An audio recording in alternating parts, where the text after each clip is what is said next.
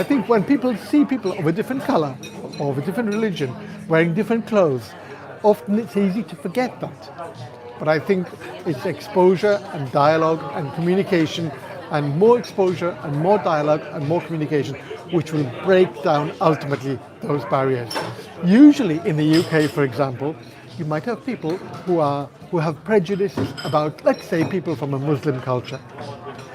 And then they might meet the one guy who runs the corner shop who comes from Pakistan or comes from Bangladesh. And they might get to know him. And then they'll say, okay, I don't understand all of those people, but Ali, he's my friend. That's not good, but it's better than nothing. And then they might even go through a stage where they say, well, Ali's nice, but the others are different. But I think when people get to know more and more and more and realize that other people in other countries have exactly the same fears and hopes and pain points and happiness points that we have, then it's much easier for us to get along together. So there's quite a big aim behind this.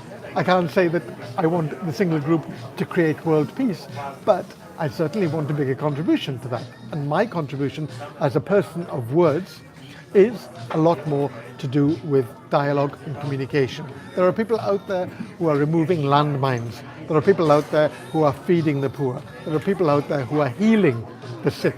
I can't do any of those things personally. So what I can do is do what I do best, which is to host a community and bring it together so that we can then begin to communicate together. So, as I said, you're witnessing the birth, you're at the very beginning.